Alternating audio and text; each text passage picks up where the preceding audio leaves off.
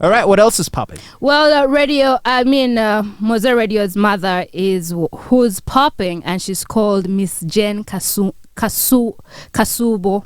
Yes, that is her name. And she goes on to say that since his passing, and that was on 1st February 2018, because recently she was,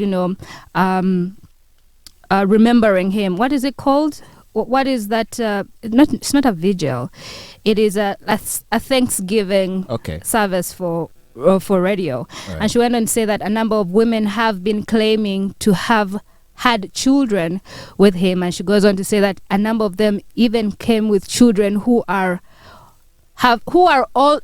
younger. How can I explain it? Okay, he passed away in February 2018, but the children they're bringing were born after he passed away. So she's like, make it make sense.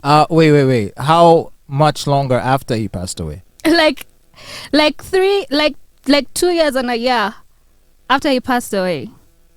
They were born after he passed away. He died in 2018. Now people are bringing children that were born in 2019 and saying that they're Mowzey's kids. Theoretically, it's feasible. I mean, could be. He could have, at the time of his death, he could have just previously impregnated left people someone. Pregnant. Maybe the day before he knocked someone up, or the week before. Oh. And so, depending on which month in 2018 he died, if you add 9 months to that, then the child would be born in 2019. Could be. And what about in 2020? Maybe it was a prolonged pregnancy, extended pregnancy. But, the funny thing is he had many children with many ladies, right? Mm-hmm. He had the European woman, he had Lillian, and I think there were others too. Yeah. And funny how all these women love him so much. Mm-hmm. Like, what's the secret? You know what the secret is? Yes. Is to be successful. When you're successful, a woman will forgive you for siring children elsewhere. No, that's not true. That's true. That is so not true. Because if you hear the things Lillian says about radio, and the Muzungu says about radio, and all the other baby mamas, you'd think he's a saint. Mm-hmm. And yet, They're only saying it because of their children. And yet, if you're a broke dude, and you're running around with girls, they'll give you some serious grief. But do you think he's a loser? He's a clown. But listen, do you think she would ever win a battle if she came out to start, speaking ill about radio after he has passed away, and after he's being very loved by everybody?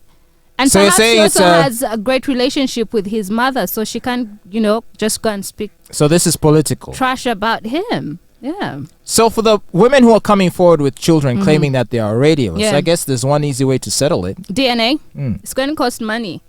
We'll do it. They will have to prove. They don't have to do anything. And is the reason they're presenting these children because they are trying to claim? Yes, they want to get some money out of the family. That's what she says. Then DNA tests would have to be in the books. She says that one woman came during the service when they were paying respect, and she said that one woman claimed that her 28-year-old son is Radio's child.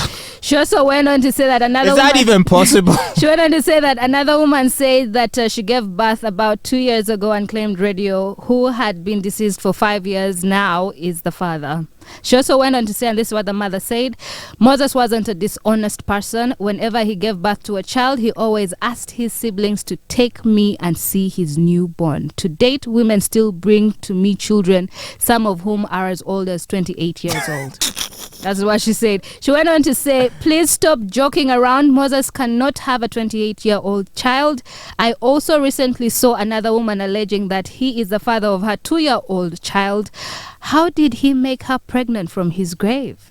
She also went on to say that she promised to take the children and have them do DNA tests to confirm that Radio is indeed their father. Good idea. They would have to attain a sample from Radio, right? That means they'll have to exhume his grave, right? No, they can just, from his comb, his hairbrush. Do they still have his combs 5 years later, Fatboy? Really? Or even a strand of hair. You don't think they kept a few locks of his hair somewhere? What? Did he have dreadlocks? I think by the time of his death he was bald. Oh, crap.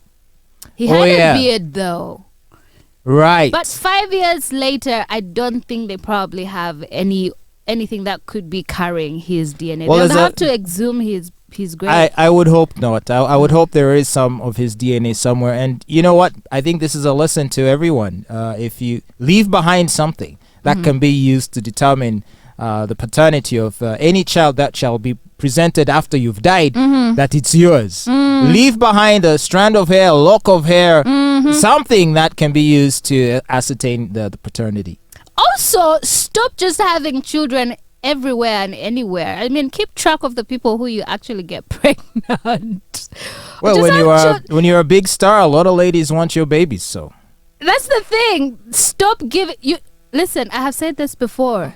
To have children with you should be a big deal, and people should take that seriously, and you should respect that. Don't just give anybody your seed. Anybody? No. Not anybody. Not anybody. Only Lillian. Yes, only Lillian.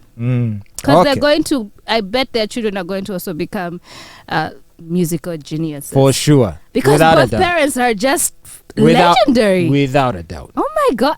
I'm excited to see. All right. I'm excited.